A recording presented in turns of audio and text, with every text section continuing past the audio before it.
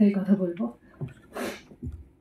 5 বছর অপেক্ষা করেছিলাম আজকের দিনটা দেখার জন্য। অনেক কিছু ভেবেছিলাম বলবো, আমি রিয়েলি সরি, আমি বলার অবস্থায় নেই। শুধু একটাই কথা বলবো, मेरी जान बसती है विनोदिनी में, राम बाबू, मेरी जान बसती है विनोदिनी में।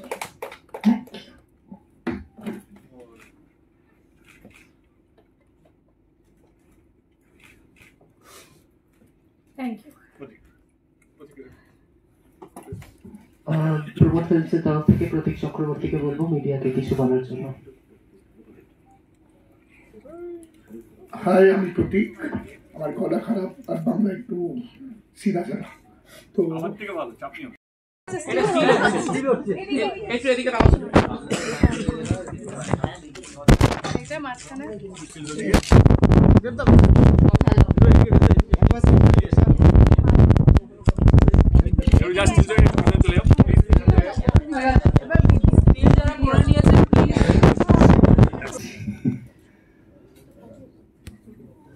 আমার কাছে এই সুযোগটা ছিল বিরাট একটা সুযোগ। আমি প্রথমতই ধন্যবাদ জানাতে চাই মানে সমস্ত কলাকুশলীকে যারা রয়েছে, কাস্ট অ্যান্ড ক্রিউ মেম্বার্স এবং প্রোডাকশন হাউস যারা আমাকে সুযোগটা দিয়েছে। আমার কাছে প্রথম কল আসে দেবদার, আমি তখন একটা নাটক করছিলাম একটা কানহার চরিত্রে।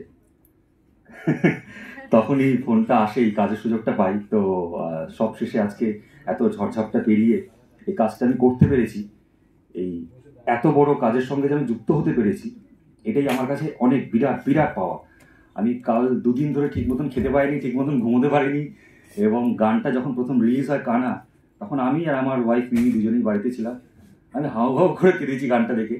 তো ইয়েস, এখন আমি মিমির রুক্মিণীর আমি ইমোশনটা পুরোপুরি বুঝতে পারছি। আমি তো আমার কাছে বিরাট পাওয়া, বিরাট মানে যতটা হাত যায় তার থেকেও বেশি পাওয়া আমার কাছে এই চরিত্রটা। আমি এইটাকে আজীবন আমার একদম মাথার উপরে রেখে দেবো এই কাজটাকে। এবং আবার সব শেষে না, আমি সবার প্রথমে এবং সবার শেষে ধন্যবাদ জানাতে চাই দেবদাকে এবং প্রোডাকশনকে এবং টিমকে যে আমাকে সুযোগটা করে দেওয়া হয়েছে। আমি চেষ্টা করেছি নিজের বেস্ট দেওয়ার জন্য, আর বাকিটা তো আপনাদের হাতে, দর্শকদের হাতে। তোমাদের কেমন লাগে? ইয়েস, ভালো লাগবে, অবশ্যই ভালো লাগবে। Thank you, thank you.